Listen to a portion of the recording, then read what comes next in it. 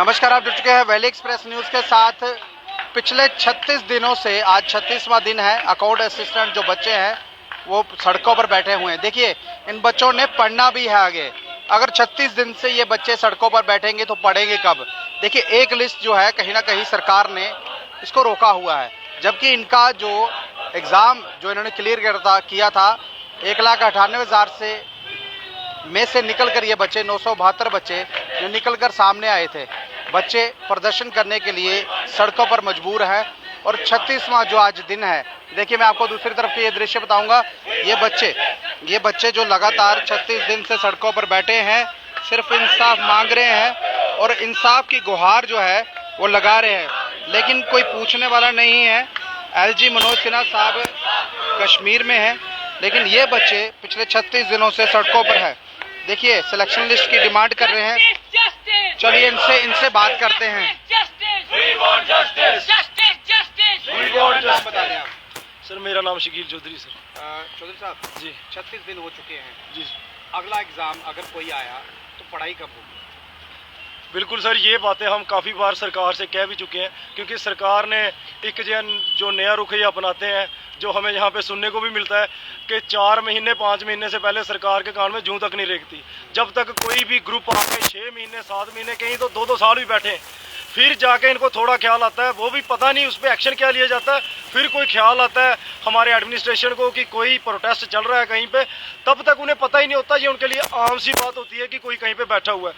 हमने यही उन्हें कहा कि सर, स्पेशली स्टूडेंट्स के साथ जिन्होंने एग्ज़ाम की तैयारी करनी है, जो आपकी रियासत के फ्यूचर है, जो इस देश का फ्यूचर है, जिन्होंने आगे भी अपना देखना है, उनको पहले भी आप जो स्पाइल कर रहे हो, उनका आने वाला वक्त भी आप जो है उन्हें अंधेरे में धकेल रहे हो। सर, काफ़ी बार सर ये गुहार लगाई। इलाहाबाद हाई कोर्ट की एक जजमेंट है जिसमें ये बताया गया है कि जो बच्चा एग्जाम देकर, यानी कि आपने रिटर्न क्लियर किया हुआ है, सबसे बड़ी बात उसको स्क्रैप नहीं कर सकते। इलाहाबाद की जजमेंट है। क्या लग क्या रहा है कि Jammu Kashmir administration, UT administration क्या इस चीज़ को भी नकार रही है? सर, हमने इवन के सुप्रीम कोर्ट की जजमेंट भी कोर्ट कर करके बताई इन्हें, जैसा कि आपने बताया सुप्रीम कोर्ट की जजमेंट और काफ़ी सारे रेफरेंसेस जो हैं हमने इन्हें ऑन रिकॉर्ड दिखाए भी।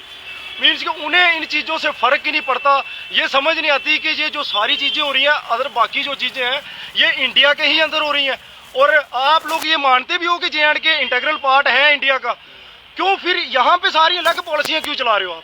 अगर यूटी बना हुआ है, सेंटर के लॉ लागू होते हैं, सुप्रीम कोर्ट की जजमेंट है, यहाँ पे भी काम करती है कि नहीं करती है? 370 जब एप्रोवेशन हुआ था, यानी कि खत्म किया था, इन्होंने बोला था कि एक देश एक निशान एक संविधान, यानी कि सेंटर के जो कानून है यहाँ लागू होंगे। क्या आपको लगा कुछ चीज लागू हुई है? सर, सुप्रीम कोर्ट का जैसे बताया वहीं से हमने पॉइंट कोट किया कि जब एक इसे अपना बनाया गया, फिर सुप्रीम कोर्ट की जजमेंटें यहाँ पे आप क्यों नहीं उन्हें जो इम्प्लीमेंट करते?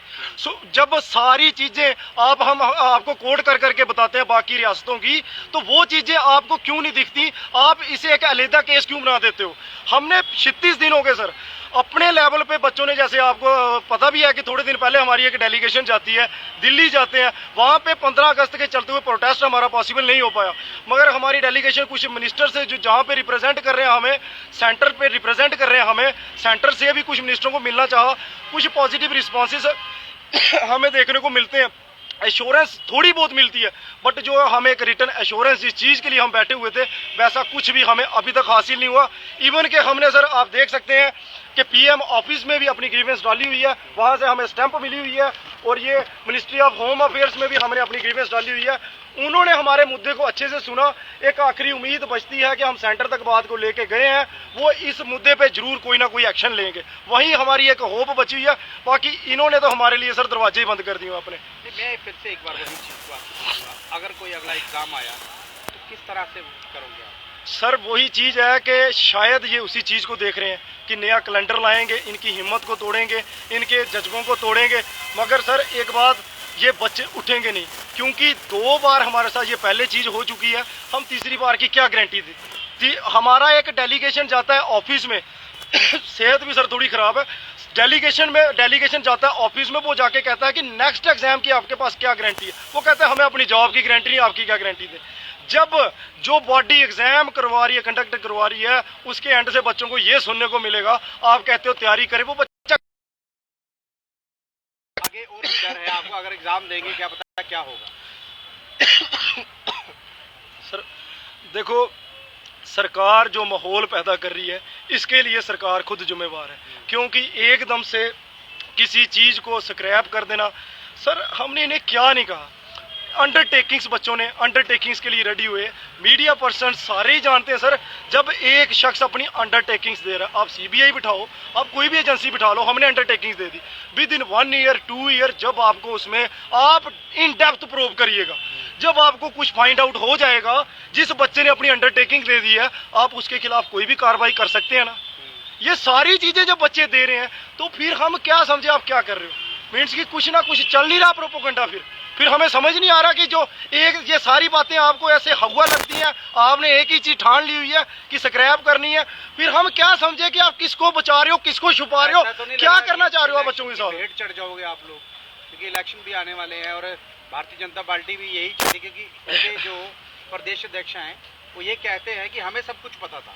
अगर उनको सब कुछ पता था तो ये हालात क्यों बने पिछले 2 चलो ये सर अध्यक्ष प्रेसिडेंट सर ने फाइनेंस के केस में तो अभी तक चलो ऐसा कुछ कहा नहीं है, तो एसआई के केस में कहा था, उसे हम इधर जोड़ेंगे नहीं। मगर ये चीज़ जो आपकी इलेक्शन की भेंट वाली आपने बात की, ये प्रोपोगंडा सर हमें भी समझ नहीं आ रहा, मगर कुछ ना कुछ फिर समझा तो रहे हो आप। अगर आप कोई एक्शन नहीं लेते, अगर आपको बच्चे ही आप सर हमसे पूछते हो कि फिल्टर कैसे किया जाएगा, लीकेज हो जाती है, ये हो जाती है। सर 2022 चल रहा है, ये डिजिटल जमाना है, जो लीकेज होती है वो सिर्फ जम्मू में होती है, इंटरनेट का जमाना है, कश्मीर में आपकी लीकेज नहीं पहुंचती। ये डिजिटल पर बात कर रहे हैं, इलेक्शन के जो डाटाज होंगे वो डिजिटल इंडिया में देखा जाएगा, तो आप लोगों को क्यों नहीं इस चीज़ में देखा? सर हम कहते हैं कि हमारे रिकॉर्ड जो हैं, आपने जैसे इलेक्शन की बात की वो सारी डिजिटल, जब हम डे 1 से कह रहे हैं हमारे सारे रिकॉर्ड डिजिटली चेक करो, ऑन रिकॉर्ड चेक करो, ये सारी चीजें आपको जब हमारे ऊपर इंप्लीमेंट करनी पड़ती है।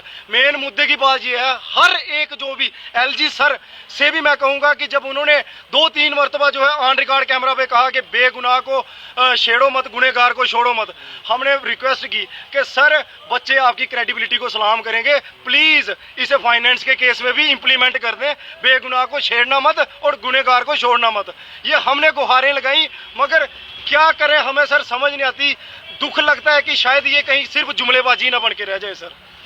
दूसरा एक ग्रुप जो है वो प्रदर्शन कर रहा है, वो कह रहा है कि स्क्रैप किया जाए, क्या ऐसा लग रहा है कि उनके जो मार्क्स थे वो प्रॉपर नहीं थे, तो वो इसलिए गुमराह कर रहा है सरकार को? और सर दूसरे ग्रुप की तो मीन्स की ये हालत है, हम तो उनकी बात करना भी सही नहीं समझते अब, क्योंकि उन्हें कुछ मिलता नहीं है। देखेंगे 10-15 दिन बाद वो थोड़ा बहुत फ्रोलेंगे। अच्छा आप क्या करते हो, दूसरे ग्रुप की बात कर लें, एसआई में ऐसे करके सब कुछ दिखा देते हो, फायर में आप आ जाते हो, सस्पेंस क्रिएट करते हो, यहाँ पे फाइनेंस के केस में आके हमारे पास बचे हुए हैं, जब आप कुछ एक्शन उल्टा एक्शन लोगे तब दिखाएंगे। क्यों? मीन्स के ये सबसे दोहरी नीति ये सामने दिखती है हर इंसान को कि सब जब एसआई में आपके कुछ पाया जाता है सामने दिखा दिया, फायर में कुछ पाया जाता है सामने दिखाते हो, फाइनेंस में असल में है ही कुछ नहीं, सामने क्या दिखाएं आगे हो रही है। लेकिन आपको आपके जो मुद्दा चल रहा है उसके ऊपर क्यों नहीं, कारण क्या है? सर सीबीआई इंक्वायरी का वेलकम करने के लिए तैयार है, अगर एक बार वो कह दें, अब तो मीन्स की सर आप हालत देख रहे हैं, इतनी हालतें खराब हो रही हैं, मीन्स की एक बार आप कह दें कि बेगुनाह को नहीं छेड़ेंगे, सीबीआई करनी है, एसआईटी, एनआईए, जो लाना है लाओ सर, बट एक बार आश्वासन देने में क्या जाएगा? क्यों जिंदगी बर्बाद करने पे तुले हुए सर? बच्चों के 36 दिन हमारे पहले सालम साल गए, आगे आने वाले पेपरों की हमें गारंटी नहीं रही, क्योंकि सारा वक्त अपना यहाँ जाया किया। आधे से ज्यादा बच्चों की एज भी निकल जाएगी, आधे से ज्यादा बच्चों की एज निकलेगी, ये सारी चीजें देखने को मिलेगी, मगर ब्यूरोक्रेट्स नहीं हिलेगा। ये है उनका तानाशाही, ये है उनकी ईगो, ये है उनकी जिद्दोजहद, क्या समझे इसे। मीन्स के हमें उनसे इतनी उम्मीदें थी, क्योंकि ब्यूरोक्रेट सर पढ़ लिख के आईएएस से, यूपीएससी से, हम भी जानते हैं वो 14-14 घंटे पढ़े, हमें बड़ी उम्मीदें थी कि वो दर्द समझेंगे पढ़े लिखे बच्चों का, बहुत ही ज़्यादा उम्मीदें थी, मगर जितनी मायूसी उन्होंने हमें दी, जितनी मायूसी उन्होंने हमें दी, शायद ही कहीं और से हमें मिली हो सर। देखिए यहाँ पर जो अकाउंट असिस्टेंट बैठे हुए हैं, 75वां स्वतंत्रता दिवस मनाया, छत्र में की ओर हम चले गए, कहा ये क्या कि इंडिया जो है वो डिजिटल हो गया है और बढ़ रहा है इंडिया। किस तरह से बढ़ रहा है, जम्मू कश्मीर के हालात आप देख सकते हैं। ये बच्चे पिछले 36 दिन से यहाँ बैठे हुए हैं और 36 दिन से अपनी लिस्ट का जो है वो वेट कर रहे हैं। उपराज्यपाल कश्मीर पे हैं, कश्मीर में है और कश्मीर का दौरा कर रहे हैं, और वहाँ पर ये जताया जा रहा है कि सब कुछ पीस है, नॉर्मल सी है। आए दिन जो है कहीं ना कहीं कश्मीरी हिंदूज टारगेट किए जा रहे हैं और दूसरी तरफ इन बच्चों को यानी कि यहाँ पर तानाशाही का जो शिकार है वो होना पड़ रहा है। देखिए 36 दिन हो चुके हैं, 36 दिन से एक भी जो सरकार की तरफ से कोई कार्रवाई करनी चाहिए वो नहीं, लेकिन सरकार तोड़ने के लिए एक दिन इनके पास था, एक दिन में सरकार टूट गई, प्रेशर कुकर का प्रेशर बनाया गया, सरकार को तोड़ दिया गया। लेकिन ये बच्चे 36 दिन से यहाँ बैठे हुए हैं, लेकिन सरकार तक इनकी आवाज़ जो है वो पहुँच नहीं पा रही है। और सबसे बड़ी बात अब इनके आप हालात देख सकते हैं, तबीयत भी कुछ ठीक नहीं है, क्योंकि पिछले 36 दिन से बारिश में, धूप में, गर्मी में ये लोग यहाँ बैठे हुए हैं, लेकिन हो कुछ भी नहीं रहा, सिर्फ आश्वासन पर आश्वासन जो है वो दिए जा रहे हैं। अपनी राय जरूर रखिएगा और इस वीडियो को ऊपर तक मैं इसलिए बोल रहा हूँ क्योंकि ऊपर राज्यपाल तक ये वीडियो पहुँचे ताकि इन बच्चों की जो सुध है वो ले पाए। अपनी राय जरूर रखिएगा। नमस्कार।